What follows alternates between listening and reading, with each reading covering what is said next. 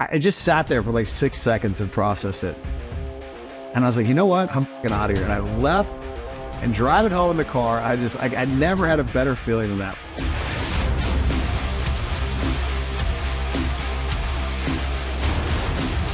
What would you say is the greatest high?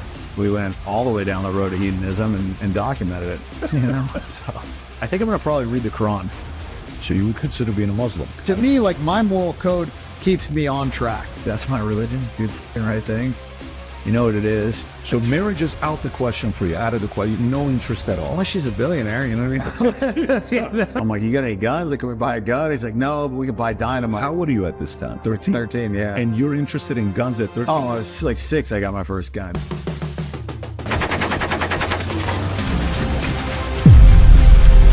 %1 tax on tea. That's why we have this country. Come a long way from there.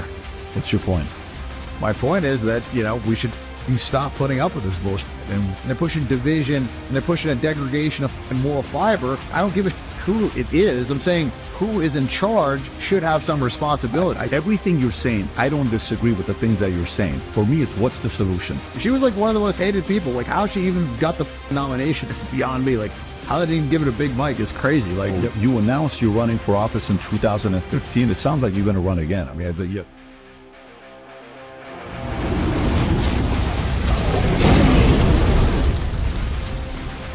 Today, I'm very excited to sit down with businessman and former professional poker player Dan Bilzerian. Now, while he's famous for his wild and luxurious lifestyle that has attracted millions on social media, Dan recently shared with me that he has stepped away from the spotlight to reflect on his life, the effect of non-stop partying on his life. We talked about addiction, how to talk to women. In this interview, Dan talks about his journey from living as a playboy to finding true happiness. Let's just get right into it. 30 seconds. Did you ever think you would make it? I feel I'm supposed I could taste sweet victory. I know this life meant for me. Yeah, why would you bet on Goliath when we got Bet David? Valuetainment, giving values contagious. This world of entrepreneurs, we get no value to haters. How they run, homie, look what I become. I'm the one. So, Dan, question for you. Typically, when people think about following you, they'll see the videos with the girls, with the yachts, with the shooting, with all the crazy stuff that you do. You've been a little bit low-key lately. And a picture came out, you know, hey, I'm married, you know, you kind of fool people. But what's been happening with Dan lately? Because we're not seeing the same old Dan. Yeah, so I was pretty crazy, and then COVID hit, and I took that time, and I was like, I'm going to write my book. So spent, I don't know, 18 months, 2 years writing the book and doing the edits, mostly the edits. And then after that, I kind of like, you know, had a little bit of a backslide. During that time, I realized like the hedonistic stuff wasn't really making me happy. Like, I looked at all the stuff that I did in my life, things that made me happy, things that didn't. And I kind of like just beat all my addictions at that time. I beat my sex addiction, my weed addiction, you know, gambling, all the stuff. And I just realized that, you know, the hedonistic treadmill wasn't the answer. I mean, it was fun. It was pleasure-seeking stuff. What caused the stop? What caused for you to, I mean, you're going 1,000,000 miles an hour. So what caused you to say, I want to slow this thing down? So, you know, initially I started off going pretty strong about 2012. And that was kind of when I like started getting famous. And I went really hard till 16. That was kind of like my rock star time. And then I got a girlfriend till 17. And I had like a, you know, year to reflect and kind of like go on a couple of vacations and do normal shit. And I was way happier doing that. And then at the end of that year, I kind of, you know, weed became legal, and I'm still like, you know, getting people coming up to me all the time, all corners of the earth. And I just realized like I should turn this into something, you know, like I should monetize this in some way. If I'm taking pictures in every fucking, you know, like Costco for the rest of my life, I'm gonna be pissed off, you know, if I didn't do something with it. And so I started Ignite, and I felt like, you know, I smoked weed all the time. It was, you know, made sense. And it just, man, it was not the answer. The weed was not the answer. We ended up going to nicotine, and that did well. But the process of doing it was kind of like an amplification of everything that I'd done before. I kind of like just raised the bar on all of it. And it was fun, you know, but the the pleasure seeking has ends, you know, like it's like a drug, you know, like you can only eat so much Percocet and then you got to eat more Percocet to get the same feeling. Then eventually you have to take it and not feel like shit. And pleasure seeking is similar, I think, you know, when you chase money or chase pussy or chase all these things, and there's not really like an end. I think you come to realize that, you know, it's just not it's not the final answer to happiness. You know, it's like, it's temporary stuff. It's fun. It's something that every guy should do to a point, but like, you know, not like Hugh Hefner, where the guy was doing it till he was fucking 90, like surrounded by some retard that didn't even want to have sex with him. You know, like that, I saw that and I was just like, man, like, I don't want to do that. That's not your aspiration. You're not looking at Hugh Hefner, because it was like initially, growing up, I was like, you know, the guy's the fucking man. He's doing it. He was like the original Playboy, and I always wanted to do that.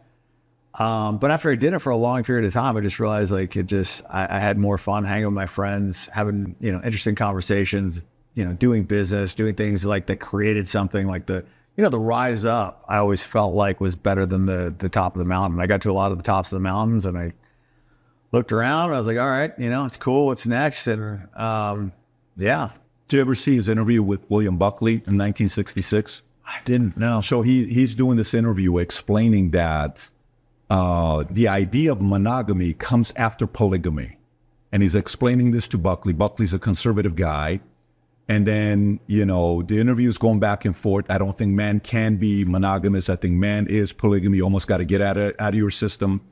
And then the way they cut this video, it ends with him at the end of his career with 4 wives, saying the fact that he never became monogamous. So can you like see yourself with, we've read about it, everyone's seen the videos. Hey, what's the most in a day? 9. How many have you been? 3. For how many days? This, and all these numbers that you openly talk about. Can you actually see yourself being monogamous with just one? So I've done it. Yeah, I've actually done monogamy. And I think it's, you know, surprising as it is, like hearing it from me, I think it's a more natural state. Like, I think that if you really like a girl, I don't think it's worth the pain that it causes them to fuck other girls. Like for me, having sex with a bunch of girls doesn't really mean that much anymore. So I don't really care. I think if I was a guy that only had sex with, you know, 3 girls his whole life, and now a hot chick came along and she wanted to hook up with me, I think it would be a big deal. And I'd probably regret that. And I would think about that a lot. Mm-hmm. But at this point, I don't know. I just don't think it's that big a deal. And I think if a girl likes you for the right reasons, it's going to be tough. I mean, there are exceptions. Like there are, you know, bisexual women and women that are cool with it and whatever. But I've found that for the most part, most women are not okay with it. And like I said, if you know, are really into somebody, you kind of don't want to like put them through the pain. So I think monogamy is, as crazy as it is for me, a more natural way, you know. How long were you monogamous? The longest? I think about a little under 2 years is probably the longest. And this is in 2017, 2016, or? I did monogamy for a year in 17, and then I did it for a year and a half in 20 to 21 and a half. And then I also did it before. I did it in like 2009 to 11. So like a couple of years. 2009 to 11. Yeah. Were you one of those, like, you know, when you're in boot camp in the back, when you open up your closet that you put your stuff in there, you're like, okay, 1 more week left. 1 more week. Were you like marching up? No, that one was actually easy. But that was actually the relationship that just set me off the planet. So that was like a monogamous relationship. And when that didn't work out, I was like really in love with this girl. She had my name tattooed on her as a whole thing. And when that didn't work out, she was like, basically it came down to, she was going to move to LA to be, you know, pursue modeling.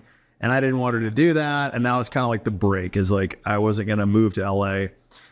And the funny thing is then I eventually ended up moving to LA and I became famous. And it was like a whole like Gatsby situation where like all the photo shoots that she would ever go on, like she would hear my name and I would be, you know, banging her model friends. And it was just like, she couldn't get away from it. It was a whole thing. But she was, I think, the catalyst that kind of like set me off a little bit, because she actually, you know, had started off Instagram and she was doing the whole like Playboy thing. And this is like back in 2011 when it was all starting out. So. Did she break up with you, or you broke up with her? I broke up with her because I didn't want to do the LA thing. I broke up with her like probably it was one of those things where I broke up with her like 18 times before like the final. But those are the wives sometimes. That's who you end up marrying sometimes, like when you break up so many times. Yeah. Did anything happen afterwards? Like, have you guys linked up? Do you guys talk or nothing at all? A little bit. Like I put one section of the book, like I invited her to the White House Correspondents' Dinner, and then I ended up falling asleep in the middle of it, and she woke me up. I was like drooling on myself the whole thing. But yeah, I reconnected with her then, and then maybe one other time, but it was nothing now. It's not something where you.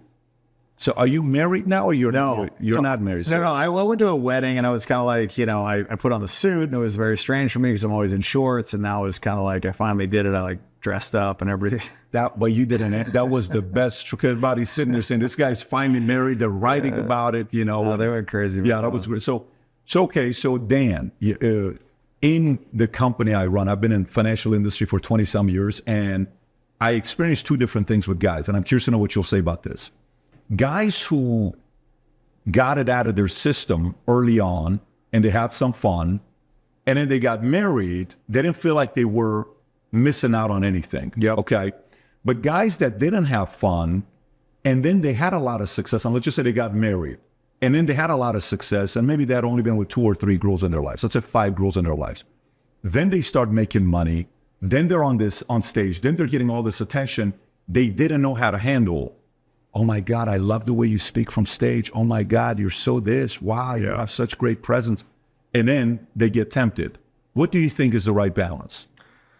Well, that's kind of one of the reasons I'm not a big proponent of marriage, is because I feel like it brings finances into your relationship, and I think it should be separate. And so, yeah, when somebody gets married and then they go make a ton of money and they haven't had a lot of sexual experience before that, and now all of a sudden they're getting attention at a much higher level, it's tough. It's a lot harder for that guy to be faithful than the guy that had done it all before and doesn't really care that much. And so I think that's one of the problems that I have with guys getting married early on, is that it just, then later they feel trapped. Now I have all these, opportunities and I can't take advantage of them. And I think that's natural for a guy. And, now he's going to feel like is missing out, or, and I wouldn't feel like that. So, I think before you get married, especially if you plan on making a lot of money, you might want to kind of like get out there and do your thing so you don't have that regret. So for you're ready right now. If the right girl comes, you're ready to get married? Well, I don't know about married. I don't see a lot of upside in marriage. Like I could see, for a rich guy to get married, it's kind of a negative free roll. It's almost like you're betting half your net worth. You're going to love one girl forever. Like I think it's a pretty big bet, and I don't think there's a big payoff on the other side of it, because it's not like you have to get married to stay with her. Like 2 people can be together without getting the government's permission. And so if you're having kids and you're not successful, I get it. It makes sense. Or if you've just had, a partner for a long time and you trust her and she's just your fucking person, then okay. But I think when you're 43 years old and you're successful and you're out there dating, I don't know. What's the upside? Why, there's a lot of good lawyers. He's called. There are. There are. In the right state, and but you're not going to make any money doing it. You know what I mean? It's kind of like a business decision. If you look at it like you can only lose money and you can't make money, and gambling, we call that a negative free roll. So marriage is out the question for you, out of the question. No interest at all, unless she's a billionaire. You know what I mean? Then maybe she's proposing. Then she's probably 85 years old. Yeah, she's probably living in Palm Beach. It's a different profile. I don't know if that's what you're into. That's not my demo. Yeah. Then you'd need to come up with a new product for Ignite that you would promote and, to sell to the market. But going back to it. Okay. So marriage, while you're going through this process that you're going through, like, kind of changing some of the ways you're living, is faith played any role in you? Are you like thinking God at all? Are you going through that at all? Or nothing that? Not in the traditional sense. Like I don't believe in like, going to the church and worshiping and doing all that stuff. To me, the idea of a like God that's up there that is requiring everybody to worship him seems a little strange. I'm not saying it's not, case, not shitting on people's religion, but it just, I don't know. To me, the more successful people are, or like, the better a fighter is, the less he needs everybody to tell him how great he is, And I feel like if you were God, would you really need everybody to worship you all the time and tell you how great you are? Doesn't seem to, correlate with the experience that I've had, I feel like everybody knows what the right thing is to do and just do the fucking right thing. Like, that's my religion. Do the fucking right thing. You know what it is, you know? Like, I mean, everybody's kind of got their confidence unless you're a sociopath or something like that. Like, so just do the right thing and, you know, don't fuck people over, you know, treat others as you want to be treated. You know, I think there's a lot of knowledge in the Bible. I think there's a lot of good quotes in there. But as far as like traditional mainstream religion, I'm not, you know, if I were to be anything, maybe Christian. You know, I like the Muslims. I mean, I think that they have a pretty peaceful religion. They get a really bad rap in the media. But I've met a lot of Muslims and they're, you know, pretty morally sound for the most part. So you would consider being a Muslim? I don't know enough about their religion. I think I'm going to probably read the Quran. So more to just understand it. I'm not really looking for like a mainstream religion to join, but... Is there this guy, I don't know if you know him or not, this guy named Andrew Tate. Do you at all talk to this guy? Yeah, we're friends. Yeah. I'm obviously being sarcastic. I know you guys have spoken. He spent time with you. Yeah, but obviously he went from, you know, being a Christian to being a Muslim. Yep. And now he's pretty loud about it.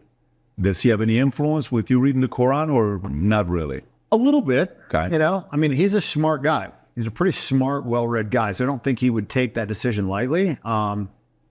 He's probably done the research, you know. I don't know. He hasn't converted his brother, so I guess his case isn't that strong, but I don't know. I mean, like I said, I think, you know, there's nothing wrong with learning. I mean, understanding where people are coming from or what they believe in, I think is always good. So, did you hear the reason why he said he became a Muslim? No. So when they were in jail, when he got out, we went out and visited him in Romania. And he says, when we went to jail and I converted to being a Muslim, he says, I got hundreds of letters from Muslim brothers. He says, my brother who's a Christian, no one wrote him a letter. He says, the brotherhood on the Muslim side was just more revealing than what happened on the Christian side. Now, obviously, that's not the reason to convert or not, but that was part of it. And that's when he started getting more into the reading of it. But let me go back to it. So Dan, a part of, for someone who lives life from a extreme standpoint, right? A Michael Jordan, it's an extreme life, you know, the life you're living. Trump, it's an extreme life. You don't have to be that extreme to win in media, real estate, and politics. It's extreme. Why are you putting yourself through that kind of a life? In bodybuilding, in fame, in celebrity, all of that stuff. What did you have a moment as a kid where it was like the most painful moment that impacted you for the rest of your life? Like, was there a moment?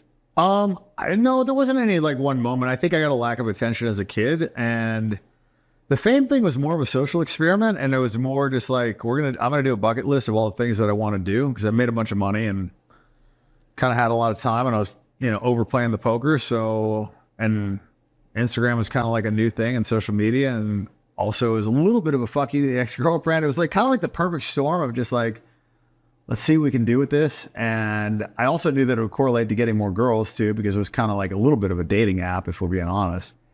And so, yeah, I just kind of like went down the road a little bit, and then we went down the road a lot of bit, and then it was kind of like spiraled out of control. And I think the reason why it did well is because it was just stuff I wanted to do, you know, like I just wanted to do all those things. And so when I got the time and I got the money to do them, I just kind of, you know, went through the bucket list and checked all the boxes, and we went all the way down the road of hedonism and documented it, you know. So to a level that, you know, at one point it was like a 18-year-old boy's dream to say, man, I'm vicariously living through what you're doing with your life, all the crazy stuff that you were doing. So it wasn't anything where as a kid you're like, you know what, I'm going to prove these guys wrong. I'm going to prove this guy that I'm going to be somebody. This what I went through. The world's going to know who I am and what I'm doing. No, it wasn't so much that. I mean, there is always like an element of insecurity of like, you know, wanting to show people up, right? Or, you know, prove people wrong. There's always going to be some of that. But I think for me, I just really kind of like wanted to see how far I could take it, you know, because I started doing the Instagram a little bit, and then it was almost like treated like a video game. It was like, how high can we get the score, you know? And it was also like in conjunction with, I just made, you know, $50-60 million that year playing poker, and, you know, things were going good, and I was making money left, right, and center, like way faster than I could spend it. And I don't know. They just like, they had a good synergy. It was like, I wanted to do all these things. And those were also the things that like a lot of other guys wanted to do. And they're responding really positively to that. So it was very interesting to the audience. And I was also kind of like, fuck it. Like I didn't have a job. Like I didn't care what my parents thought. I just didn't give a shit what anybody had to say. So I was able to like really just put it out there raw in a way that other people, I don't think have ever done before. And I think, you know, and in the captions too, just like the way I would caption things. I mean, it was just like, fuck it, you know, this is what I'm going to say, and, you know, see what happens. You know, it's kind of like throwing a grenade in the toilet. You know, it's going to be interesting. We don't know what's going to happen, but it'll be interesting to watch, right. You know? That's true. Like even with the wedding picture, you're like, I'm finally doing it, right? Or something like everybody say, oh my God, he's married. But going back to it, I'm Armenian, you're Armenian, your father's Armenian, your mom is... She's Norwegian and Swiss. I'm a bit of a mutt. Got it. So growing up with an Armenian dad, was he a typical Armenian dad? Like, hey, when you and your brother, when you guys grow up, you got to do this and you got to do this and you got to do this? Or did he kind of leave you guys alone? I would say my dad was anything but typical of anything. He was a very strange, like unique person, and he was not around very much. And he was really, really focused on business. And when he was around, it was for sports, and he was like, basically a drill instructor. I mean, it was like hardcore to the door, you know, 2 hours a day practice every day, including Sundays. And if we lost a game, it was like no talking on the way home. It was like really like, you know, serious. And this is when we were like 7 years old. So I would say he didn't have that much of a direct impact in the sense of like him teaching me things or me following his path. I would say he had a pretty strong indirect impact in the sense that I didn't get a lot of attention from him. And so I think a part of the social media stuff was like, you know, some validation and some attention seeking and whatever. But yeah, like I said, I think it was like a perfect storm of just like running this experiment, having all that fucking money, having all that time, not having anybody to answer to, you know, and at the time when social media was kind of new too. So nobody had done that before. Yeah, because when I go back and I see you, and I go back and I'm studying your dad, and I'm like, okay, this guy, he went to what, Harvard? He went to Stanford. I think he met your mom, I think at Stanford, if I'm not mistaken. And then he was also a military guy. He got a bunch of awards. You know, he was, but even that profile of a guy is super competitive. Yeah. You don't get to go to Stanford and Harvard and do what you do in the military. Where did the drive come with him? Like, who was your grandfather? Is there a lineage of somebody that from the top is just challenging, driving, pushing, that keeps getting passed down to top? It's an interesting question. I didn't really know my grandfather that well, but from the moment I remember my father, he was like an ultra competitive guy, like absurdly competitive, to the point where like, if he lost in a family tennis game, it was like he was going to maybe break his racket or blame my mom. I mean, it was like insanely competitive, you know, like 6 years, like he sued the Little League, you know what I mean? Like he was a maniac. So he sued the Little Why did he sue the Little? It was some little thing, like they were doing a fundraiser or something. And I guess they didn't raise he said he would match it if they raised a certain amount, and they raised like a little less than that amount. And then they basically said that he welched. And so he sued them for slander. I don't know. It was like a whole crazy thing. But the point is, like, he was not normal. He was a nut, and he was super competitive. Like I said, I don't know where he got it from, but he was like that since I've known him, and he's like that now. Your brother, is he also super competitive? Or yeah. He's also competitive. Were you guys competitive as brothers growing up? For sure. And what's the age difference? 2.25 years. 2.25. So 2 years and 3 months. Okay. Yeah.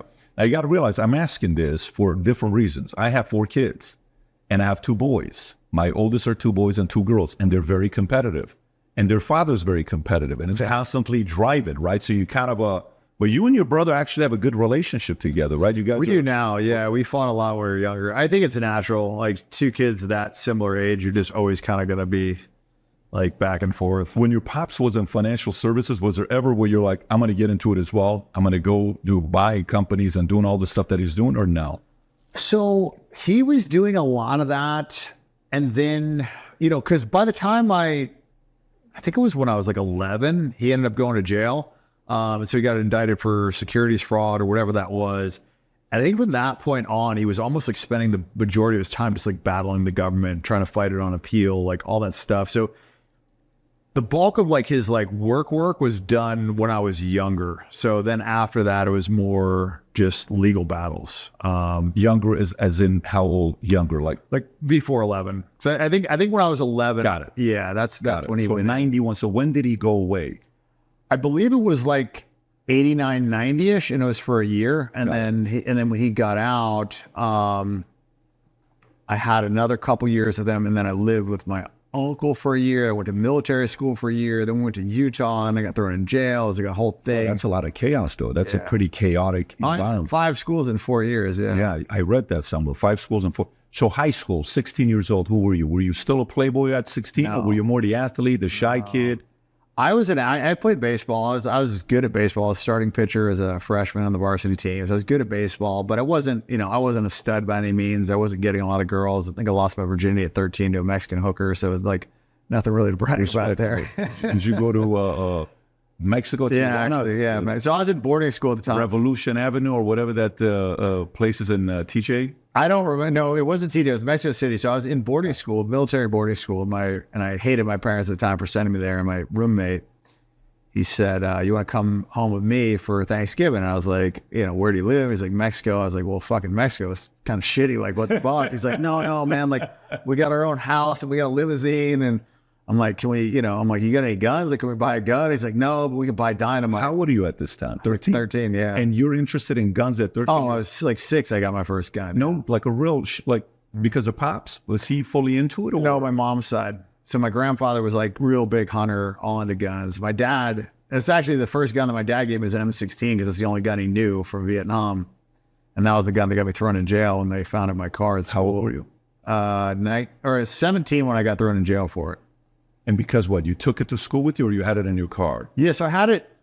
It was technically considered school grounds because the parking lot, I guess, was considered part of the school, even though it was like a mile away. So it was basically the same in their eyes as me having it in the locker. So I got like charged, and this was like right after Columbine or whatever that fucking school shooting was. So it was not good. So I did like 3 weeks in jail. Dad kind of came in and bailed me out. And then I got kicked out of the state of Utah. And then after that, I went in the military. So when was the military? You were 13 years old when your dad sent you to boarding school? Yeah. And how was that experience? It was pretty shitty. That was like, it was mostly, I think it was all guys. Where was it at? It was in St. Pete, Admiral Farragut. Got it. When I was at Harvard at this OPM program, Owner President Management Program, it's like a 3-week executive program that you go to, and they have 144 different CEOs from 44 countries. And it could range from a guy running a $11 billion company, range to a guy doing $22 million a year. But the minimum was you had to be above a $10 million a year in top line revenue to go to it. My classmate, the guy that was staying in our, whatever you want to call it, rooms, the campus that we had, he was from Lagos. He was worth a couple $100 million. I said, so where does your fire come from to be worth a couple $100 million? And all of a sudden, we're having this late night conversations at dinner. He gets emotional. I said, brother, I just asked you a basic question. Why, what happened to you? He said, my dad told me I needed to go to boarding school to be a man. And for 3 years when I was gone, all I asked myself is, how could a father be away from his son that he loved so much for 3 years? I told myself, if you send me away to be not seeing my own dad for 3 years, you will never see me ever again. And he never came back. Wow. The guy went and made a couple $100 million, and everything to him was his dad. He's like, watch what I'm going to do to you. You don't want me to be around. Did that do anything to you, or no? Were you at boarding school? Like, how come you don't want me to be around you? I love you. You're my dad. You're my family. I want to be. Did you have that kind of a feeling, or not really? Well, I got kicked out of 2 schools in 7th grade. So I got kicked out of the school in Florida, and then my dad sent me to live with my uncle in Minnesota, and then I got kicked out of that school.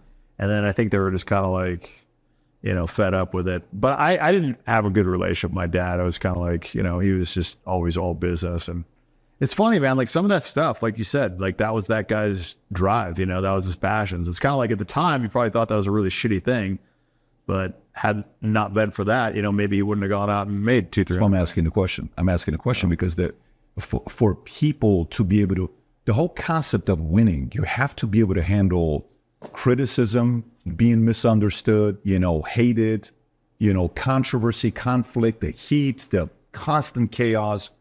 And typically the guys that can handle that well weren't trained when they became successful. They were trained on how to be in a chaotic environment when they were kids. Yeah. And then later on, they're like, listen, you think this is painful? You have no clue what I experienced when I was 11 years old. That's where the real pain comes from. For me, living in Iran, you go through a war, you see what's going on, 10 and a half years living in Iran. Later on in life, you're like, yeah, this is COVID, guys, relax. You know, it's not what we went through in Iran. But that's why I was asking a question for you. Yeah, I think the biggest disservice that, you know, a parent can do is to give the kid too cushy of an upbringing, honestly. Like, I think there's almost no upside from it. I mean, I know it's good. Like, you want to, you know, give your kids a good life and everything, but eventually they have to leave the nest, you know? So unless they're coming out with a trust fund or you're, you know, going to support them, it's kind of like they're going from here to here. It's just, you know, it's tough. I mean, if I were to plot, you know, my life path, I would always want to go from the bottom and a slow rise up, you know? And so it's tough because you want to give your kids a great life and you want to give them all the things that they ask for. But sometimes, yeah, you're doing them a disservice. And sometimes, you know, like your friend, I mean, his dad was a shitty dad and it helped him. I mean, so it's kind of... That was his driver. Like, right? He was not going to stop. But going back to it, with this whole conversation with your dad, for you, when you're seeing, you know, having a pops like that, having, you know, you and your brother yourself, have you thought about, like, I'm going to have kids one day? Or is it something like, I don't ever want to have kids because for whatever reason you don't want to have it? I always thought that I wouldn't want to have kids. And then my brother had 3 kids and he's actually a great fucking dad. He's probably the one thing that would maybe, you know, sway me a little bit, but I just feel like I have to just do all the things that I want to do because kids are such a separate chapter of life. You know, it's kind of like you have kids and now you're living your whole life again through them. And you got to dedicate a lot of time to want to be a good parent. And so I don't know. It's just not, I feel like it's a decision a lot of people take lightly. And it's, to be a good dad, you lose a lot of freedom. So I'm not, you know, kind of ready to lose all that freedom yet. What else, what haven't you done that you got to do before having kids? Like, what else is it where you say, you know, like, what else can you check off? You and I were talking that you're like, yeah, you know, I'm in Dubai. I talked to this guy. He goes and he has the record for 460 feet. We decided to shut down the pool for me. And I go 100 feet and, you know, right in the middle of it, I'm thinking I'm going to die. You know, I make it to, I mean, the stories, the stuff that you've done is wild. What else is there left for you to do? Well, that's the thing is, I don't know if I could have done all that stuff if I had kids, you know, like I probably wouldn't be risking my life or whatever. But today, though, today's a different story. Well, that was only 2 years ago, but yeah, I mean, I hear you. I don't know, man. I feel like I still have more things to do. You know? What's the greatest high you had? Like if you say, you know, the greatest high I ever had was XYZ, what would you say is the greatest high? Is it winning 50 million? Is it 9 girls? Is it the house? We're in a house right now. I don't know how long it took us to take a tour of this house. How many square feet you said this house is? It's like 52 if you count the rec center. By the way, if you're watching, it's not 5,200. To most people, 5,200 is a big house. 52,000 square feet. And the house you were renting in, what do you call it? In LA, it was like 65. How big was that? I think it was 32. 32,000. Yeah. So your limit's 32. You don't like anything less than that. Well, I mean, you know, I actually don't need all this space. It was nice during COVID. I mean, you know, the paintball and all the shit. But I don't know, you know, I went and did Canada for a week and I was living in a shitty cabin out there and making my own food and stuff. So, I mean, I can rough it if I need to, but. What's your greatest high? Greatest high, I don't know. It's hard to say. The gambling was definitely, I mean, gambling are super fucking strong spikes with dopamine, good and bad. I think one of the moments that I remembered was when I graduated Hell Week during SEAL training. That was probably one of the big highs because it was like such a, you know, so it was just like something that I never thought that I would be able to do. And then it was like followed by one of the biggest lows because the commanding officer didn't like acknowledge it or didn't care. And it's kind of like, and then I got kicked out 3 weeks afterwards. So, but that was a milestone. It's hard to say. I mean, one of the mistakes I made is I didn't stop and enjoy the ride as much as I should have. I was just always in such a hurry to get to the top. And I think when you do that, you deny yourself a lot of the, you know, satisfaction of the journey, which I think is the most important part. And so, hard to say. The girl stuff is just such a blur, you know, but there was definitely like defining time that I was just like, you know, I felt like the fucking man, you know what I mean? Like, it was just like I'd done shit like I would have ever dreamed that I could do, you know, with like the hottest chicks, you know? And so there was a lot of those, but that was more pleasure spikes. I think I got more happiness from helping other people doing stuff like that. But the pleasure is strong. Like the pleasure spikes are strong. The dopamine hits are strong, and it's addictive. And that's why it's hard to quit those things. Like gambling is one of the hardest things to quit for people. No, I agree. It's not easy. No, but I asked the question because, so for me, I look at the profile of who's winning and a life they're having. And it's like, do I want to go this route? Do I want to go this guy? Like you're saying, Hugh Hefner, right? I'm like, this guy, look at it with all these girls and, you know, Playboy magazine, Marilyn Monroe first issue. Oh my God. Parties he puts, his house. You'd go to the party at $1,500, go to the cave, Magic Johnson, everybody's here. Holy shit, look what's going on over there. Cameras are gone, put your phone over here. I mean, those are, you know, as a guy, you're young, you're excited to go through this stuff. But then you look at, like today, there's 4 names. I won't give the names. They're all about 60 and they've all made money and they're all famous. You know every one of the names if I tell you. They've all made money. They're all famous. And they've all been through a lot of different girls. And none of them have kids. And they're 4 of the most bitter, famous men I meet. Are we going to get the names? I'll give it to you off camera. Okay. When it's just you now, I'll give it off camera. But these are some of the 4 of the most bitter men you'll meet. And you watch them, you're like, how did you get here? How did you become like this, right? And then in my family, my father has 3 siblings. He has 2 brothers and a sister. They all live past 60. The brothers died in their 60s. The sister is 83. She has cancer right now, but none of them had kids. None of them had kids. My mom had 1 brother, the Armenian side. My dad's the Assyrian side. He had 1 kid. And I only have 1 first cousin. I got 4 uncles and aunts, only 1 first cousin, okay? And then you look at my dad. Guy had 13 heart attacks. 13? 13 heart attacks. He had 6 angiograms, 6 angioplastics. He's got 3 stents in his heart. 50% of his heart is black. And he took his mother to the hospital to get her heart checked out. In the waiting room at UCLA Medical Center, he has a heart attack. Stays for 30 days. And they do an open heart. My dad. This guy was a cashier at a 99-cent store. But even after the heart attack, my fear was this guy's never going to meet my kids because I never met his dad. So it's kind of like, man, I want him to meet my... So when I went to the Army and I'm kind of doing my thing every day, my fear when I'm by myself, I'm like, shit, I'm having the parties, all this other stuff. Dude, if this guy dies, I want my kids to meet him. Doctor says you're going to live 10 more years, okay? And then my parents got a divorce. They married each other and divorced each other twice.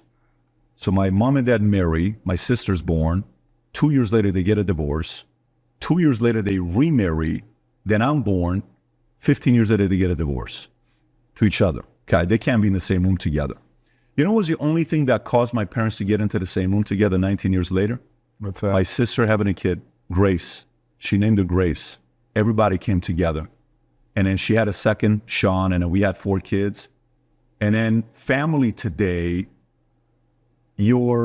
My dad has got like the 9th life. He's 82 years old. You should see how he walks. He walks like the hunchback of Notre Dame.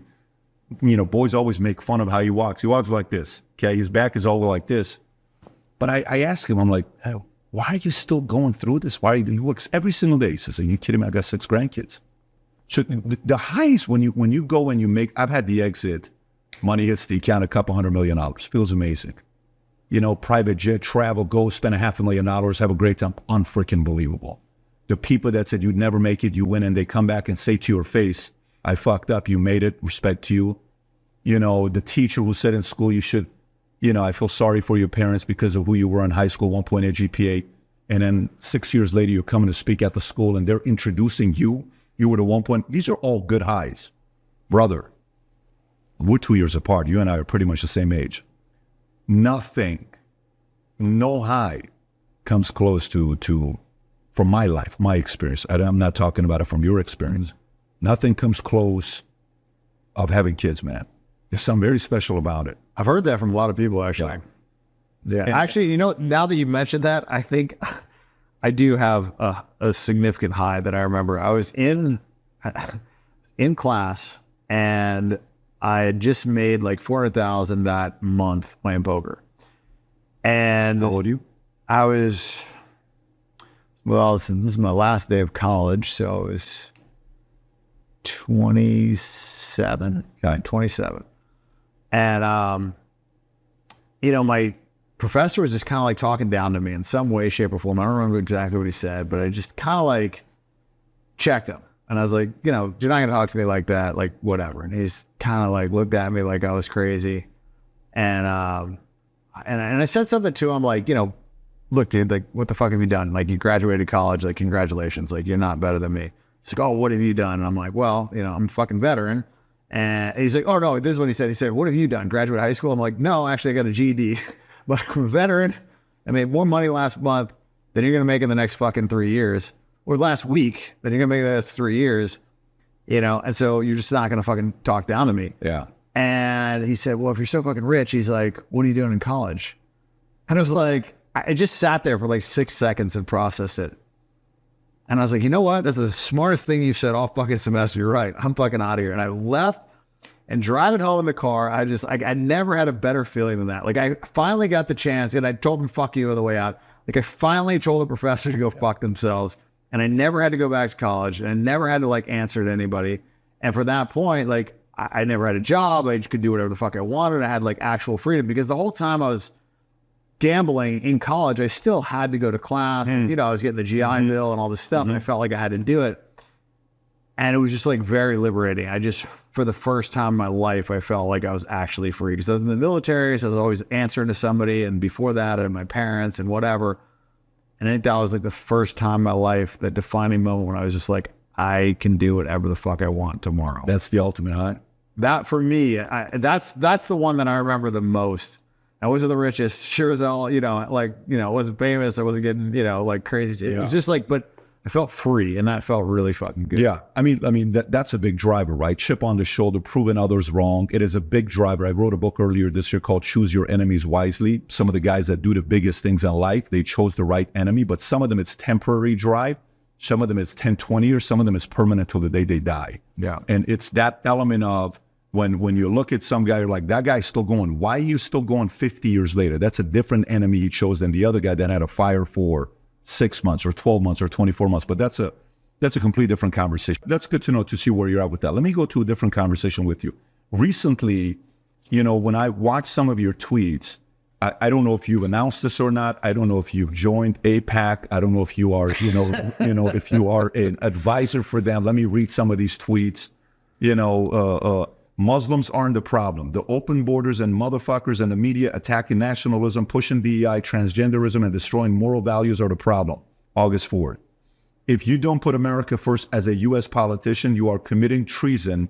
Supporting Israel is bad for America. Netanyahu is a convicted war criminal, and Israel is not our ally. We fought way too many wars for Israel, and we certainly don't need to give them any more money. July 25th. These idiots have ruined movies. Everything they put out is literally propaganda. And then all of a sudden we got scripture here. For what shall it profit a man if he shall gain the whole world and lose his own soul? Is this recent, comments you're making about Israel a recent thing, or have you always had these beliefs? It's more recent. I didn't really realize what a problem it was until recently, and then everybody was scared to say something about it. My brother told me, like, you can't say anything about it. They'll fucking kill you. Like, everybody basically said that I couldn't say anything about it. And actually now they're like literally like trying to like kick me off the board of my company because of those tweets. So, like, shit. Yeah, I've definitely had a lot of like negative pushback, a lot of my Jewish friends, but I don't give a fuck. It's like one of those things where I know that it's the right thing. And the fact that everybody else is scared to say it makes me, feel obligated to be vocal about it. Why do you think it's the right thing? Because I know that they're a fucking parasite. Like, they provide the U.S. absolutely no value. They've done so many things that, would constitute, an act of war against us. I mean, USS Liberty, Lebanon Affair. I mean, I can go on and on and on and on and on. But, I think they knew about 9/11. I think they had JFK assassinated. The first thing that he wanted to do, right before he died was, make AIPAC a foreign entity, and not allow them to have nukes. And then all of a sudden this fucking guy's dead. And Jack Ruby, who is Jack Rubenstein, I mean, it's just like, and then you just, I don't know, man, I can't ignore all the shit that they've done. They sold their secrets. Netanyahu lied to us about weapons of mass destruction. We fought all these fucking wars. My friends have died over there. And I just look at what they provided us with, and it's fucking, it's not nothing. It's like a negative, it's not, even if they just didn't do jack shit, that would be, bad, but they've actually done things to hurt us over and over and over again. So like this whole thing of they're our greatest allies, just complete fucking bullshit. And, we send them $100 billion, then they send AIPAC $100 million, and then they distribute it to our politicians, and every politician has a little fucking AIPAC handler walking around and telling them what to fucking say and how to vote. And it's just like, look, I'll donate like $100,000 to politicians, and they call me up like, hey, you need anything? Like every week. I don't need shit. I fucking sit on my ass. I don't do anything. I don't care. I don't fucking break any laws. I don't need any favors. Like I just gave it to them because I didn't want to see any more fucking retard, Democrats in there. So, but that's 100,000. Like, what does 100 million buy you? How many fucking phone calls do those guys get? And so like, I just know how it works. And the system is broken. Like these people get into office and they don't have very much money and they get out of office with fucking tens or hundreds of millions of dollars. It's not a fucking accident, right? Is that an Israel thing or is that anybody? Because China's doing the same thing. China doesn't have they don't have an AIPAC. Like Israel is the only one that has a fucking like a lobby in the U.S. fucking, giving these politicians money. Okay, no, every country, the big ones all have lobbyists. They all have lobbying that they're doing. Not in the U.S. They're registered as foreign entities.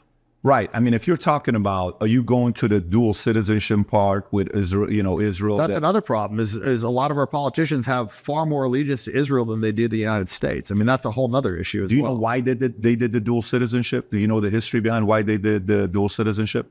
What do you mean? Like, so the whole concept of dual citizenship was because when Israel became a, country again, they didn't want the people from here who wanted to go back to Israel that didn't have a motivation to go if they were going to lose their citizenship here. So that was the reason why they did it. It was kind of like, okay, you're your own country. We kind of need some of you guys to move over there to help the country out. Yeah, but I'm not going to go. Why are you not going to go? Am I going to lose my citizenship here? But you are. I mean, we don't do that. Every other country, I don't want to lose my citizenship. Well, okay, how about if we do this? How about if we allow you, just Israel, to go back to your country, you won't lose your citizenship? That was the arrangement at the beginning why they did it that way. No, look, I get it. I have 3 citizenships. You know what I mean? I think it's okay. I think what's the third one? I know Armenia, but what's the St. Kitts? Okay, got it. Yeah, so I mean, I don't have an issue with dual citizenship. My issue is when somebody is holding a U.S. office and they are putting a foreign nation's interest before America's interest, and they are favoring that other country. And so that to me is treason. Like when you are a U.S. government official, your motivation should be to do things in the best interest of the government that you are representing, not 100%. Some other fucking foreign country. And that's the problem. Okay, so, but go through it. So what is the solution? Meaning, if Israel's the enemy, then if let's just say you don't do anything and everybody in the Middle East unites to take out Israel, do you think the Middle East is better without Israel? And do you think the world's a safer place without Israel? 100%. It's not even close. Okay, tell me why. Why do you think? Give me an argument otherwise, please. But give me one argument why the world would be better off with Israel. Let's just start with that. One thing. Give me one thing. Have you ever lived in the Middle East? No. I lived there for 10 and a half years. It's a very, it's not as like here. You can sit here. You can be an atheist. You can be an agnostic. I can be a Christian. He can be a Jew. He can be an LDS, Muslim. No problem. We can coexist here. You can do that in Israel. You can do that. I mean, not really. They're operating apartheid right now. So everybody's not living equally. Not at the level of Iran. Not at the level of what Iran is doing. I mean, in Iran, if you're thinking what Israel is doing out of control, do you know how much money Khamenei's family's made? Do you know how much money they've taken? They have 200. I've never been to Iran, but I've been to Dubai. I've been to Saudi. Like I've been to UAE. So like, and they're all Muslim. They seem to be operating fine. I would say Iran's slightly different than. But go back to it. So okay, so you think the Middle East and the world would be a better place if Israel didn't exist? Yes. Okay. Israel's committed, so many terrorist attacks. They're stealing land right now. They're operating apartheid. They're currently committing a genocide on Palestinians. Like, do you believe in the genocide they're committing? I think they're fighting for themselves and they're defending themselves. Do you think that's defense? Well, when 1,200 people died, Yeah. and of which the 1,200 you've killed and admitted that Right. you've killed a lot during, your handle. I will tell you this. The part I question where people who are Jewish can't stand when I say this, I don't know how you, Netanyahu, claim you have the best intelligence in the world, Mossad, and you didn't know that on October 7th they're They attacking knew about it. They didn't. They wanted it to happen, so they had a the reason to CIA take that. told them- Yeah, they wanted a reason to take the land. I totally get And it. they killed their own citizens. But and they claimed that all these people got raped. That was bullshit. They claimed beheaded babies. That was bullshit. Everything that they said was a fucking complete. Not only was it a lie, but they committed all those atrocities themselves to the Palestinians and been caught doing it. In fact, they just got caught gang raping Palestinians. How many babies have they killed? All the things that they accuse the Palestinians of or Hamas of or whatever, they're guilty of 100-fold themselves. So you And they've been doing that. Like, October 7th wasn't the start of this. Like, the start of this was Nakba. They've done so many different... disagree. Yeah, I don't disagree. Yeah, so I mean, this is not like, it's not like October 7th is like, it's all of a sudden they just came over there unsolicited and just killed people. Like, they have been killing Palestinians for years and years, operating two sets of justice. It's like they have the justice for the Palestinians and the justice for the Israelis. And if you read the Talmud, like, if you're not Jewish, you're basically not a human. You're like, like cattle. If a Jew is killed by, somebody that's not Jewish, then it's the death penalty. If a Jew kills somebody that's not a Jew, then, you can't kill them. It's not the death penalty. Like, they literally like segregate in their Bibles. They're very protective of themselves. I don't think anybody can debate that. I don't think it's a... Well, it's not the problem isn't that they're protective of themselves. The problem comes when you think that you're better than other people and you think it's okay to lie to anybody that's not a Jew. You think it's okay to steal from people that are not a Jew. You have two sets of standards. The problem with that is it allows you to rationalize anything, right? And human beings are generally self-serving creatures. So if your fundamental religious belief system allows you to operate in such a way that you believe there isn't consequences to stealing from other people, killing other people, raping, kids that are under 9 years old, like if you think those things are okay, then, how are you going to operate? Because to me, like, my moral code keeps me on track. I don't think that's what it is. I don't think it's because you're saying it one-sided. You're not telling the other side of the story of what they're doing either. You're not saying what Hamas did. You're not saying what they did. What did Hamas do? I mean, from day one, when you see the rapes and the videos, we've all seen it. This isn't something What rapes and videos? But stay on this here if you want to continue with this. But what rapes and videos? But my concern when you're saying Israel's doing it, you're saying the other side isn't doing anything? No, but I'm asking.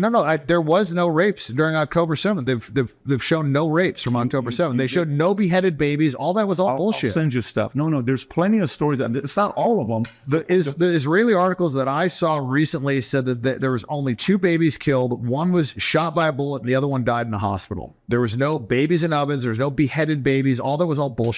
The big, okay, so go back to the part when you said they think they're better than you. You believe that Jews think they're better than everybody else. It says it in their Bible. Okay, but you believe they're better than everybody else. Okay. I didn't say they're better than everybody else. They think. According to their scripture. Okay, but what if... And if you look at how they operate, right, like they literally caught people raping Palestinian prisoners and there was riots. But the riots weren't because they were raping the prisoners. The riots were because they felt like they had the right to rape the fucking prisoners. That's why they almost had a fucking civil war, because they felt like they had the right to rape these prisoners. They felt like that was okay because they weren't Jewish. So, when you have a society that operates like that, you're going to have fucking problems. And they're not the fucking most moral army. That's all fucking bullshit. Everything that they say, it's just like almost like, listen, when somebody lies to me, like if you lie to me, I'm not probably going to trust you again. You lie to me a second time, I'm definitely not going to trust you. You lie to me a third time, and I let you lie to me the third time, I'm the fucking idiot.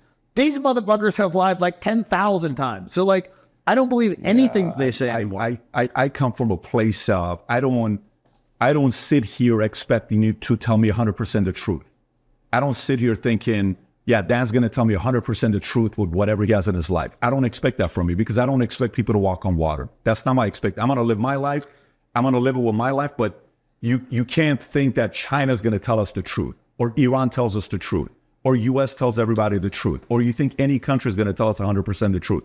But I don't know, man. I got a different moral code. Like in gambling, it's not about but in gambling and business, like with my friend group, like you lie one time, you welch on a debt, you do one You're thing. talking friendship, though. I'm just saying, my friends, people that I know, people that I do business with, people I gamble with, like it's the same thing I have as well. It's the same thing most people have. There's a difference between on the personal side than on the country side. So you're America first. Is it fair to say you're America first? Okay. How do you feel about the protesting and the rioting going on in schools, academia, Harvard, Columbia, when you've seen all the stuff that's going on, Free Palestine, Gays for Gaza, when you see that, what do you think about it? Does it do anything to you, or you're like, let me support them? I mean, I think it's pretty funny that it wasn't a problem until it was against Israel. It wasn't a problem with BLM. It was fucking encouraged with BLM. It was always a problem with Bullshit. BLM. They fucking encouraged it. They let them burn down police stations. There was no repercussions. I'm not talking mainstream. No, I'm talking about our government, our media encouraged that shit. Right? They encouraged it when it was BLM. Like, they literally burnt down police stations and it was fine. The mayor came out and was like, no problem, no arrests, no big deal. We don't give a fuck. Right. Take down statues, destroy buildings, burn cop cars, do whatever you want to do. But the moment it was Israel, now all of a sudden, why do you think students okay get the shit beat out of them? They get arrested, they get pepper sprayed, they get fucking maced. And those are peaceful protests. BLM was not peaceful. But it was fine because it wasn't criticizing Israel. What does that tell you? Let me ask you a question. Well, we'll answer that. What does that tell you? Who's in charge here? But you're talking to a guy that I'm not sitting here saying what BLM. I'm talking to you like you and I. I'm not talking to you with $2-3 billion of damage they did to small business owners in communities that African Americans are living in, and who controls mainstream media. And there's only 2 outlets right now. We're talking to a couple of your friends here that were during lunchtime. We're having a conversation while we're having dinner with who controls mainstream media, the left. The only one that's on the right is one, okay? And that's also going to the left. Who controls CNN, CBS, ABC? That's left.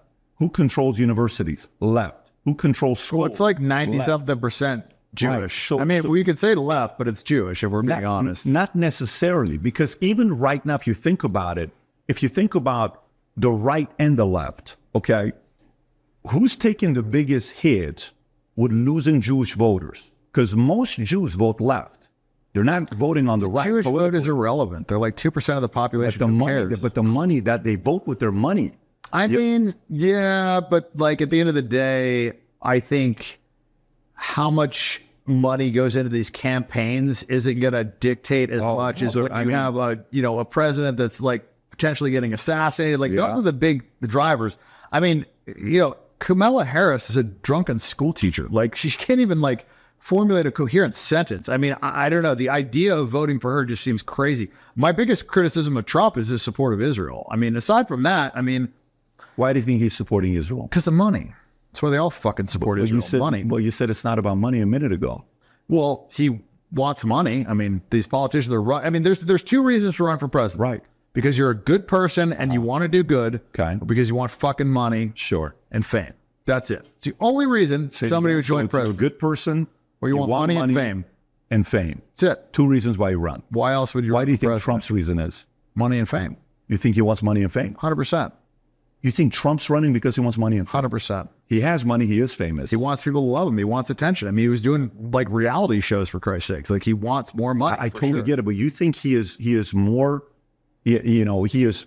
How much you think it matters for Trump to be liked? I think he wants people to like him. Okay, so if that's the case, he should have never ran, because ever since he ran, people don't like him. I get it. Well, I mean, but the fame is like that. I mean, fame is polarizing. Like, there's very few people that become famous that don't have people hate them. I mean, it comes with the territory. Like, if you want to be loved, you're going to be hated as well. It's just, that's the way. In 2014, he could have been invited to Beyonce and Jay-Z's party in 2014. In 2014, he would have been invited to, with NAACP in 20. He went to everything. So one thing to be invited to parties, another thing to have international status and legacy, and So the reason why I brought the money side with Jews. So who do you think the recent event with October 7th hurt more, the left or the right, politically? October 7th? What do you mean? Israel, Hamas, like this whole back and forth. Which political party you think has lost more, taken a bigger hit with their position they've taken with the Jews? I mean, they're both pro-Israel. So I don't think it's a left against the right when it comes to Israel. And that's like what people think is like, but it's just a distraction. Like they're both pro-Israel. They're both, I mean, fucking Biden's giving Israel shitloads of money. Like, what do you mean? Trump's going to give shitloads of money. Trump's going to fucking go to war with Iran. What are you talking about? They're both fucking. You think Trump's going to go to war with Iran? He said he's going to. No, it's his way of saying to not go to war. He puts the same way he said with everybody else that he was going to push them. Well, more didn't happen. He said. I mean, I don't know. I feel like he said that he was going to. So then let me ask you. So who would you vote for today? It doesn't sound like you're voting for anybody. I mean, if I had to choose between those two, Trump for sure. I don't even think it's close. I mean, Kamala's half a fucking retard. And she pushes, all this woke left ideology. It's just nonsense. Like, I mean, she's a fucking complete moron. Not that Trump is like a super genius either, but like light years past her. I mean, she was like one of the most hated people. Like how she even got the fucking nomination is beyond me. Like how they didn't give it a big mic is crazy. Like you ever heard of, you're so funny. You ever heard of eugenics? Eugenics? Eugenics. Eugenics. You ever heard of that? What's that? Okay. You ever seen MIT stats showing that Ashkenazi Jews' IQ is the highest IQ in the world? You ever heard about that or not? I believe it. It's up there, yeah. Yeah, I've seen the IQ studies, yeah. So what do you think about that? The fact that they have a higher IQ? How do you process that information? What do you mean? You have a pretty high IQ, right? Okay. I mean, I don't know what the score is. I've seen some. What's this? I've read it multiple different places. What's the score you got? I don't know. I mean, I was in the 99th percentile when I was in 8th grade and got accepted to Duke on a scholarship. I mean, I've tested okay. I'm a smart guy. Okay, I get it, but do you think the part about like, okay, I'm a Syrian and I'm Armenian, and then I'm born in Iran and I'm in living in America. Armenians, try bring them together. It's tough. They're divided. Assyrians. I don't know about that. Go to Glendale, buddy. No, I lived in Glendale for 6 years. What do you mean? They're pretty. I mean, every Armenian that I ever meet is like, bro, you're Armenian. It's like, I have seen. The pride is right. Yeah, I've seen more Armenian pride than any other. Yeah, but you're talking, these guys are coming to you. You have different types of Armenians, right? And even right now in Armenia with what they're going through with, Pashinyan and some of the political stuff. You were there in 2018 with your brother and your dad when you guys went there and got your citizenship. But Assyrians, they're divided. It's the older, the church, the club, the this, the that. You can't unite these guys together, right? The closest thing I'll say with Jews, the level of unity that they have is Muslims and Mormons. Mormons are super united. Muslims are super united. And Jews are super united. That's one part that they have the edge.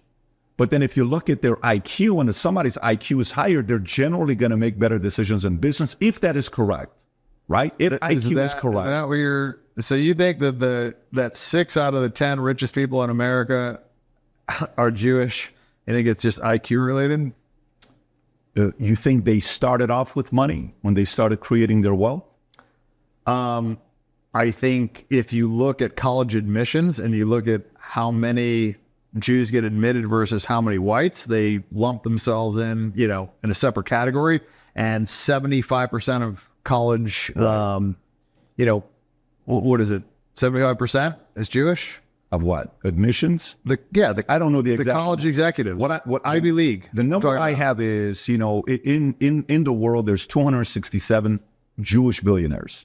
That's 10% of all the billionaires, while they're only 0.2% of the world, right? So that's a 5% overrepresentation. In America... Wait, you're saying they're 2%? They're not 2% of the world, they're 0.02. If that's what I said, 0.2. No, they're not. I think it's 0.02. If you do 9 billion, they have roughly 15 million people. Okay. So 0.2% of 8 billion is like 16 million, and that's what they have. Okay. 0.2%, yeah, not 2%. No, we're saying the same thing. We're saying the same thing.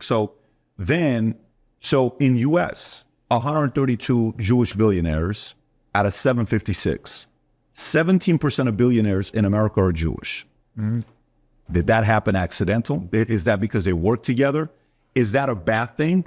Is that something where, it's kind of like saying, when Tom Brady was playing in the NFL, the guy was freaking hated. It's like, oh, Deflategate, or this, or they did this, or they did that. I don't care that like 90% of sports are black or whatever the fucking statistic is. I don't give a shit if Jews have all the money. I really don't care. I don't care if they run Hollywood. Like, my issue is like culpability with the people that are pushing these fucking bullshit narratives. The media is mostly Jewish, and the media is pushing this fucking DEI. Yeah. They're pushing this trans bullshit. They're pushing that. They push the COVID fucking shit, right? So all I'm saying is I want you to be responsible for what you're in charge of. I don't care if it's the purple people in charge of the banks. I don't care if it's the fucking green people in charge of the fucking media. No, but dude, hear me out. I don't care who the fuck it is. I'm saying if the media is the green people and they're pushing COVID and they're pushing DEI, they're pushing transgenderism and they're pushing racism and they're pushing division and they're pushing a degradation of fucking moral fiber, I'm mad at the green people.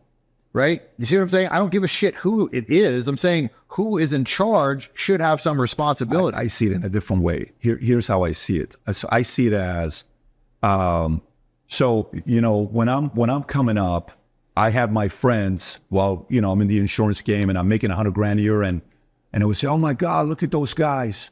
All they care about is this, and they help each other out, these different insurance companies. I'm like, yeah, how about we figure out a way to do the same? No, but they have this, and it was almost like a little bit of from a place of victimhood. Like, you know, look what they're doing. I'm like, okay, let me continue. So I grow, then I get to the next level. I'm making a little bit more money, and now I'm in different meetings. So go at every level, Dan, my experience, I may be wrong, and challenge me as much as you want and say, rip it apart, the argument that I have. Okay. So while you're making six figures, you're in a room with 50 other guys making six figures, right? You know which guy that's at six figures that's going to go to $250,000, and you know which guy's going to get stuck at 100,000, and you know which guy's going to go down because he got lucky. Maybe he landed a big insurance sale that paid him $60,000. You could filter those guys out. You go to $250,000, you saw the same thing. You know who's going to go next level, who's going to stay, who's going to go down. $1 million, $10 million, $50 million, at every, even $1 billion on who's going to go. Like, you know, Elon's probably not going to slow down. But between Elon and Bezos, guess who's probably going to slow down if you chose those two? You may say Bezos. They're both worth a couple $100 billion. They have more money than many countries have. But at every level, eventually somebody stops, right? And some continue at every level. This is in basketball, sports, poker, you name it. I had a big $1 million thing. I'm happy I walk away. To me, the part of it that I see when I'm talking within my community, I'm a guy that in my house, I have a 15-foot painting in my house. When you come to Florida, if you ever do, I'll show it to you. In the middle of it, you know who it is? The Shah of Iran is right in the middle of it. Guess who was the biggest against the Jewish Zion media empire? Guess who was the biggest person that called him out? Him. Powerful video. I don't know if any of you have ever seen this. When Matt, our producer, showed it to me, it was the first time I had ever seen this video. This video is almost 40 years old.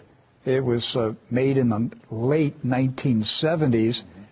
It is a CBS interview with the late Mike Wallace, father of Chris Wallace, right? And Mike Wallace is Jewish. Chris Wallace is Jewish. I'm just setting the record straight. But this was a CBS interview with the Shah of Iran, who was in power at that time. And he made some comments about the power of Israel in America. This is, again, the 1970s.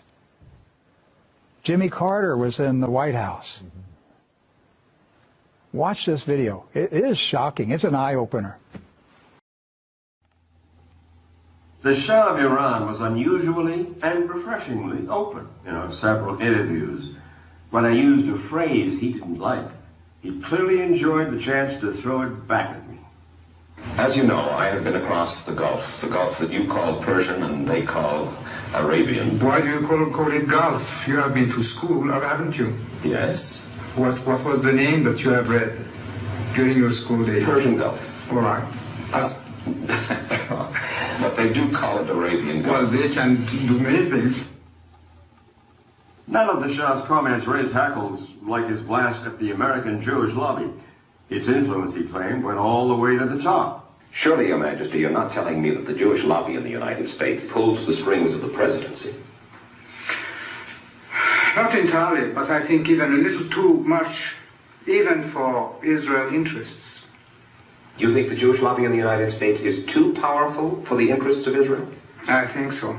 Sometimes they are disserving the interests of Israel because they're pushing around too many people. Why would the President of the United States pay attention to that lobby? They are strong. Strong in what sense? They are controlling many things. Controlling what? Newspapers, medias, Your Majesty. banks, finances, and I'm going to stop there. Well, now wait just a second. You really do believe that the Jewish community in the United States is that powerful? They make the media reflect their view of foreign policy? Yes. They do not report, we do not report honestly? Don't mix things, please. I don't say the media. I say in the media they have people. Not the entire media. Some newspapers will only reflect their views, yes. No. The New York Times, for instance, is owned by the Salzburger family, who are Jewish. Are you suggesting that the New York Times is biased in its treatment of the question of Zionism, Israel's existence, the United States' relationship with the Arab world? I will have to put all the articles of the New York Times written on this subject and draw the conclusion. You can put this to the computer and it will answer you. What you're saying is that, yes, you do believe. Well, let's wait for the answer of the computer. Washington Post, The same. the networks. Less. I must say you are speaking with your characteristic candor. Yes, if you like. I try to be candid. I have always been. And what happened to him in 1979? You know what they did to him? They got rid of him in a different way. So you're not talking to a guy that is Jewish or pro this or pro that. For me, I want to see what caused them to go from where they were at to having the kind of wealth that I have today. Can that skill set be transferred to others? The part that you and I can criticize is what they do with all the power that they have today. We can criticize that all day long. You know, they run media, they run CNN, they do this, and they all tell everybody, you better say this, and you better say that. The Soros, the Bond, Bronfman, all these guys. You can criticize that all day because now you have the power. What do you do with the power? But my interest is, what caused them to get all this money? It's not like one day they woke up, they found something, and the next thing you know, they're doing this. How did they get all this power and this money that they made? Was that pure luck? Was that accidental? I mean, depends on what field you're talking about. I mean, I think when you kind of stick together and when you BlackRock, their execs are 100% Jewish. So when you only hire Jewish people and you give them preferential treatment, I think it's natural for, your race, religion, whatever, to have a higher, success rate when you're banded together and everybody else is divided. And, it seems like America just gets more and more divided by the day. And what would make it easier to conquer a country than to divide it? It's a lot easier, that's why they say divide and conquer, right? Mm-hmm. So in order to rule a country as a small class, you want the country divided. What's happened in the last 4 years? Our country's more divided than it's ever been. It's more racist, it's more divided, it's more fucking angry. Everybody's fucking pulling each other apart. And, and the same playbook is happening in the UK. So I look at what is going on in the world and I don't think it is a positive thing. And so that is where, I get upset is because... But the question is, how did they get the power? How do you think they got their power? Because this didn't happen, just 70 years ago. They didn't have a country, whatever the timeline is when they got it, right? How did they all of a sudden go from what happens in Germany, then they get their country, then they're able to move up politically, then they're able to move up in media, then they're able to move up in all these different places with finance and Wall Street? What did they do right? How did they get all this power? They have a lot of power. How did they do it? I mean, look, I haven't studied Jewish power struggles or how they made their money or anything like that. That's not really, Well, you know what I'm asking? I do. And I don't really have a direct answer for it because I haven't studied it, so I'm not going to guess. But, I just look at this whole thing of, you know, they're obviously doing really fucking well. I don't know why it's constantly like a victim card thing. You think it's worth studying? You think it's worth studying to see what they did? Yeah. I remember one time I'm in LA, I'm with this guy named David. He owned a dealership, Jewish guy. First time in my life I saw $1 million cash. I'd never seen it before. I just come out of the army. I'm like, hey, how the hell do you guys, Jews, I grew up in Iran, so we have a lot of Persian Jews. How do you guys always make so much money? And he said the most fascinating thing. He said, when one of us makes money, 5 of us makes money. I'm like, what does that mean? We always do business together. We always go into deals together. We're always finding ways to do business together. Do you know from that moment when I was 21 years old, when I started my insurance company at 30 years old, you know why was one of the reasons we never lost the vice president of the company? And I'm in Vegas right now because I got a convention at MGM for this week with 10,000 people there. We give our guys equity. So our guys own the company. So it wasn't like it's my commission.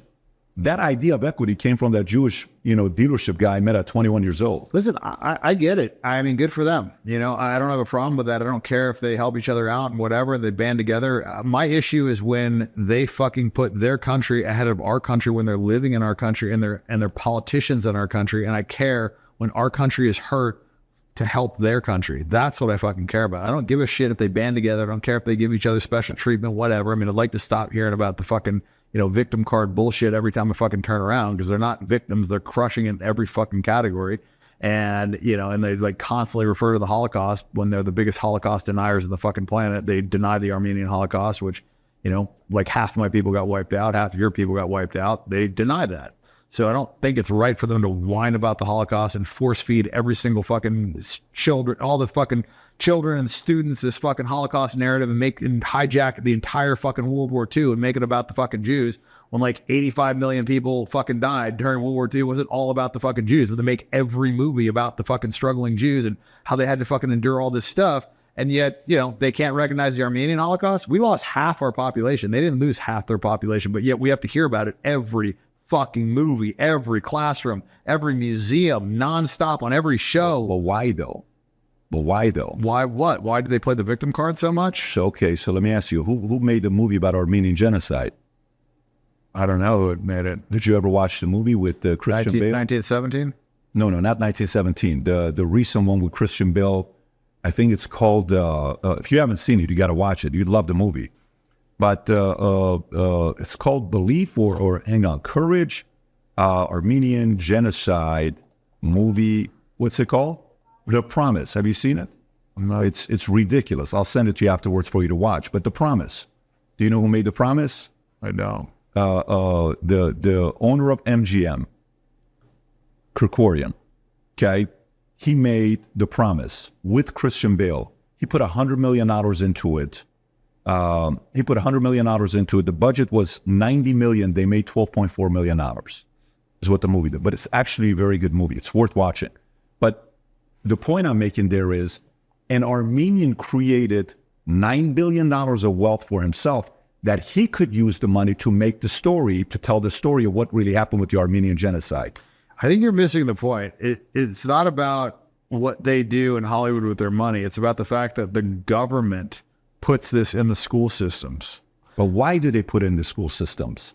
Because they're controlling our fucking government. Why do they control our government? I don't know, because they assassinate presidents. They assassinated JFK because they have a Mossad operation at fucking Epstein Island. They get blackmail on our politicians. They give hundreds of millions of dollars via APAC. That's why they fucking control the country. Epstein's brother. Yeah, but that's why you asked the question. That's why they control the country. But the point is. But is that right? Like, I'm not saying it's just because they control it doesn't mean that it's like a pound on the back because they're doing it through fucking illegal means. So brother, I'm a business guy, so are you. I'm looking for solutions. What is the solution? What's your solution? The solution for what? To this challenge here that they're able to make all these movies, tell the stories, put in the schools, put in all this stuff. That's not my issue. My issue is our support of Israel, and my issue is like Israel's control over our government. That's my problem. It's not these fucking movies. That's like proliferated shit. My issue is that Israel's controlling our government. They have Mossad operations to get dirt on our politicians. They're fucking bribing our politicians. That's my problem. Okay, and they're doing it to the U.S.'s detriment. And they're going to drag us into one more fucking war where we have U.S. citizens dying for fucking Israel. Yeah. As a veteran, you should not want to fucking see that. I'm not for it. Iraq was a fucking joke, and we did that because that dumb fucking Netanyahu got in front of Congress, lied out of his ass, and said there's weapons of mass destruction when everybody fucking knew there was. We said it as well, bro. No. It came from him. No, it's not about it. Didn't come from him. It could have come from him, but we did it as well. He testified in front of Congress. I remember that there was weapons of mass destruction. And it was complete fucking bullshit. But we said it as well. But again, for me, the only thing I'm interested in, everything you're saying, I don't disagree with the things that you're saying. For me, it's what's the solution? Because they're going to continue making money. BlackRock's not going to slow down tomorrow because we're doing this podcast, and all of a sudden they're going to say, oh, Dan Bilzerian, you make sense. Guess what? We're going to stop pushing our agenda so much. This ain't for BlackRock. It's for the people, man. BlackRock ain't going to change. They're going to operate in their own self-interest. They're going to push this fucking DEI bullshit. They're going to force all the companies that they fund to push DEI bullshit. The only thing that the people can do is fucking push back, start boycotting this stuff. Stop fucking supporting it. And, you ask, like, what the solution is. I mean, why is Israel even an ally? I mean, why when they shot down a civilian plane, did we just say, that's fine? But when Russia did it... You mean a ship? The No, they shot down a commercial airliner that flew over their airspace that had civilians in it. When Russia did that, that was an act of war. Why is there a double standard? Why do you think? Because they control our fucking government. I already said it. But again... Why do you think? Well, I mean, if you want to find out, like, what the first thing would happen for this to be stopped, again, solution-oriented. If we say, what's the first thing? You know what the first thing is? If we stop lobbying, half the shit stops. If the concept of lobbying stops, we had Paul Manafort on the podcast. Yeah, I don't know if you know who Paul Manafort is. Is it Paul Manafort? Anyways, we had one of the bigger lobbyists on the podcast. Him and Roger Stone started their company many, many years ago. And I said, so what do you think about lobbying? I said, do you think it's a good thing? Or do you think... I think it encourages corruption, is what I think. I fully agree. But you know what he said? He said, the other side's doing it, so we're going to do it. So if today lobbying stopped, these guys wouldn't have the kind of power that they have today. The whole system's broken. That's the problem. It's broken, and government just gets bigger and bigger and bigger. And yeah, I mean, listen, this country was founded because we didn't want to pay 1% fucking tax on tea. Don't forget that. We were willing to fight for 1%. That, and now 1% tax on tea. That's why we have this fucking country. Come a long way from there. What's your point?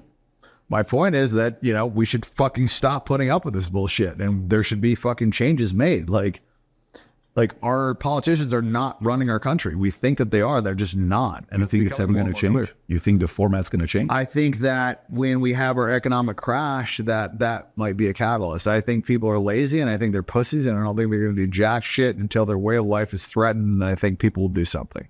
That's what I think. But I think it'll take an economic collapse for anybody to do anything. The government's not going to initiate it, that's for sure. Well, don't you think an economic collapse would actually benefit them? Would actually benefit the people of power to be able to give more free things during that time for where people are willing to give up even more? They can inflate, and they will. They'll print more fucking money, but that, can't go on forever. This like fairy tale of just like printing and printing money, like that doesn't work. I mean, like, let me ask you this. Why do you think the quality of life now is lower than it was 50 years ago when we have all this technological innovation? We've got the ability to produce things for a lot cheaper cost. We've got the ability to mass scale.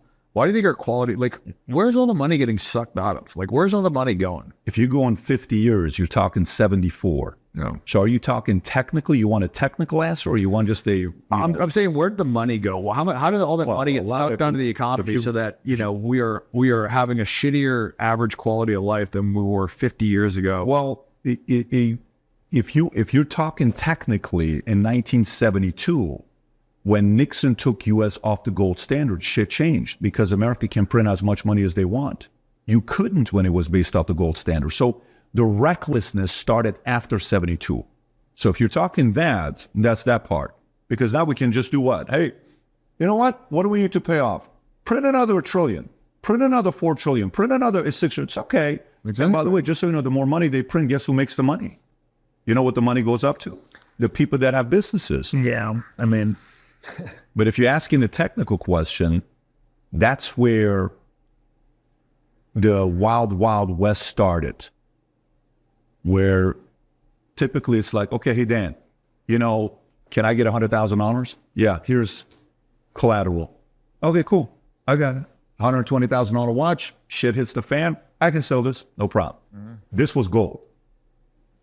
What's collateral now? I got you, bro. You're good. I get it. I'm USA. I got you. It's the fiat currency. But why do we start the Fed? Why do we start the tax? Why do we get off the gold standard? Yeah. I'm with all of it. But I'm curious what you think, because you got a smile on your face. I've already told you what I think's the problem. I've said it numerous times. I mean, our government is not being fucking controlled by the people who say they're controlling it. You know? You seem very optimistic. I'm not. I'm actually not very optimistic about it. Like I said, I think it's going to take an economic collapse for anything to change. You ever read the book Fourth Turning? No. Yeah, the guy talks about how U.S. goes through 4 turnings every 20 years. Things change every 20 years. I had him on the podcast 2 months ago, something like that. Neil Howe is his name. And by the way, he wrote this book in 97 with a guy named William Strauss, if I'm not mistaken.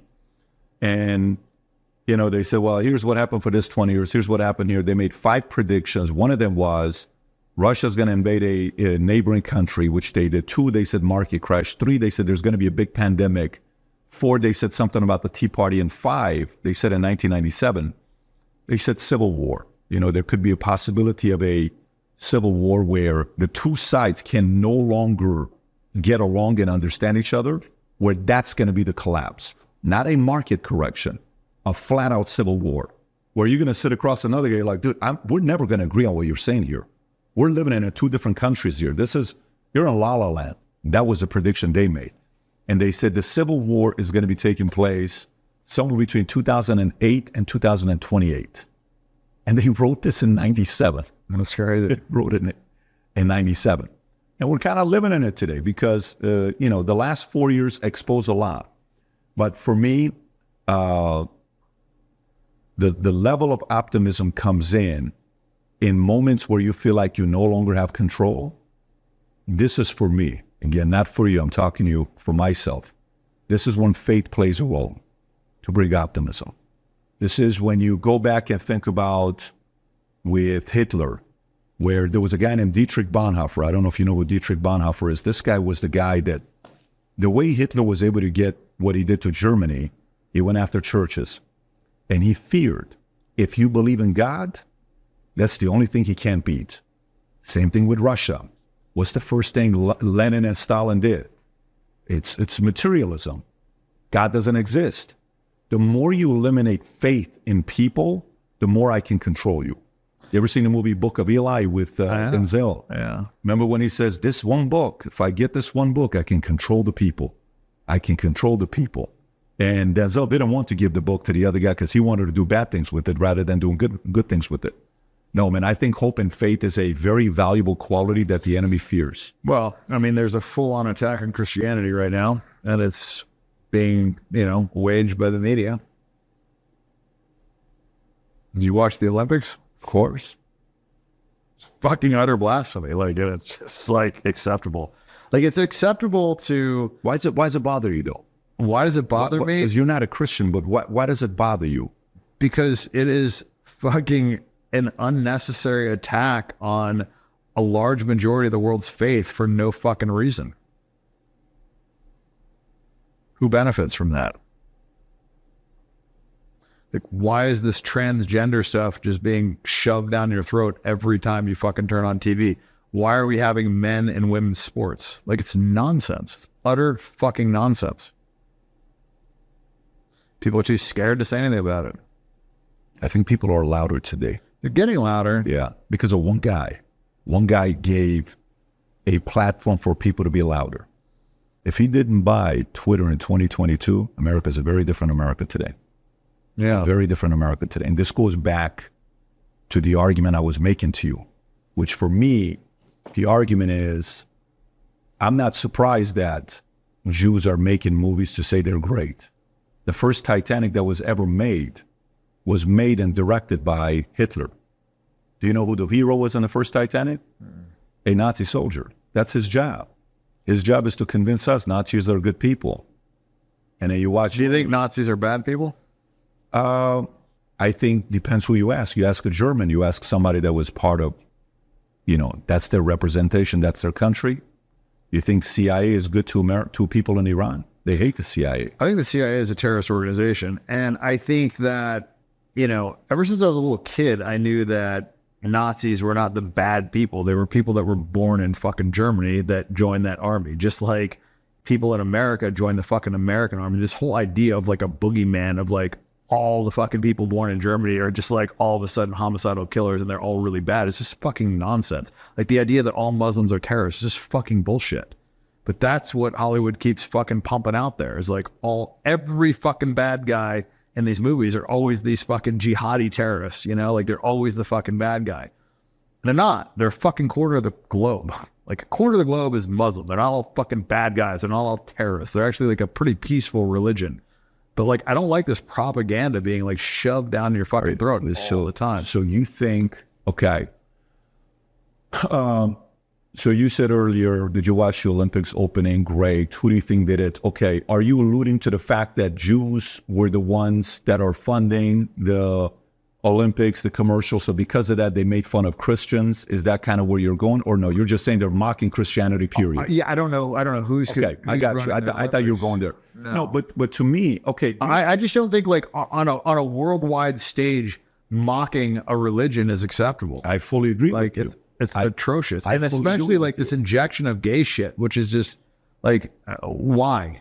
Why does everything have to be gay? Why do transgender people have to fucking read stories to children? Why do you have to have gay books talking about gay sex acts for 9-year-olds? Like when I was 9, they didn't tell us about sex at all. You weren't in fucking puberty. Like, why do you have to learn about like homosexual acts when you're 9 years old? Like, it's just nonsense. It's utter fucking nonsense. And who's pushing that? The fucking media. The media is pushing that. The media is saying that that's okay. So I'm not okay with that. Neither am I. I got 4 kids. Trust me. Yeah. I lived in LA 24 years. I lived in Dallas 5 years. I'm in Florida because of that. So in Florida, vaccines. We were talking about vaccines earlier, you and I, about, whether you took the vaccine or not, conversation you and I were having. But, even in Texas, if you want to use religious exemption for your kids to not take the vaccine, even if they go to a Christian school, you still have to have your kids take it and show the card. You know what it is in Florida? What's that? You just say it. And they're like, okay, no problem. No questions. There shouldn't be any requirement anyways. Yeah. Well, it sounds like, you announced you're running for office in 2015. It sounds like you're going to run again. I mean, you're very firm in some of the convictions you're having. And what's interesting about it is you're going through now. So I don't know, are you a guy that reads a lot or no? Are you a big reader? Do you read a lot of books? I read a little bit. Not a ton. I mean... Is the interest there for you to go deeper and deeper on this topic, or is it surface level? I'm a lot more interested in politics in general, I'm watching what's happening in the world, and I think things are accelerating at a very rapid rate, and there's a fucking problem, Just like, that's why I did the fucking whole, course for guys, because I feel like there's a problem fucking dating. Guys are doing the wrong thing. They're getting bad results. Half the guys are just quitting on dating. Like, there's some real problems in the world. So tell us about the course you're doing. Yeah, that's kind of the premise of it, is guys have bad directions. They're doing the wrong thing and they're getting a bad result. Because of that, they're quitting. And nobody's really putting out the fucking good result. In fact, they're giving them really bad directions. Like Hollywood's giving them horrendous directions. And so because of that, people have bad maps, bad maps don't lead to the right place. You're better off not to have a map. You go to the fucking gas station, you ask him, where this and this is. And he tells you fucking go up the road, take a right, and then go 5 miles, take a right, go up the road 3 miles and take a left, and you'll get there. And the place is back this way. You're worse off for having those bad directions. And that's where I think, the state of dating is guys are much worse off for having these bad directions. And, so yeah, I just kind of want to lay out there the correct approach, because that's what look, I dedicated a big part of my life to my sex addiction, right? So I learned a lot, and I learned a lot because I had a big sample size of girls that wanted to sleep with me that I screwed it up with, and a large sample size of girls that wanted to sleep with me that I also slept with. And only in cross comparing that data can you really figure out what is effective and what's not effective. if you have a bunch of girls that don't want to fuck you, you're not going to learn that much from that, you know, because like maybe they don't want to fuck you because you're Armenian, maybe they don't want to fuck you for this reason or whatever. But like when I have a large sample size of girls that for sure want to fuck me, and I know that because they sent me a DM butt naked with their asshole spread saying I want to fuck you, so it's a pretty good indicator, right? And I screwed it up. So I'm just saying, like in cross comparing that data, I was able to figure out like what things guys are doing wrong and what things I was doing wrong. And one of the things that I was doing wrong that most guys were doing wrong is I was over communicating interest with the girls that I really liked. I was getting a bad result with the girls that I really liked. And then every other girl that I didn't care about, I was fucking and having a great relationship. They were chasing me. And what it broke down to was like the difference between pursuing and being pursued. And when you pursue something, you don't think about its flaws. You think about how do I get it? Kind of like you're at an auction. You're not thinking about like, you know, the flaws of this item. You're thinking about the other 5 guys that are fucking bidding on it and the loss that you're going to feel if you don't get it, right? So when you're pursuing something, you think about how do you get it, right? So most guys are pursuing the girl. And what that does is put the girl in a position of, I know I can have this guy. Do I want him? When you're in that position, it's like when somebody's trying to sell you something, when somebody's trying to pitch you a fucking idea, and I bet you get pitched all the fucking time. You got a lot of money, so sure you get pitched. When somebody fucking pitches you, the first things that you think about is what's wrong with this fucking deal. But if you want to get involved in a deal and the fucking round is closing and 9 fucking of your best buddies just got in there, you're going to be a lot less fucking worried about what's wrong with that fucking deal. You're going to be more worried about how the fuck do you get in it. You're going to trust that they did the fucking due diligence, right? The same thing is true with pre-selection with men and women. And there's just a lot of these concepts that guys are just completely fucking unaware of.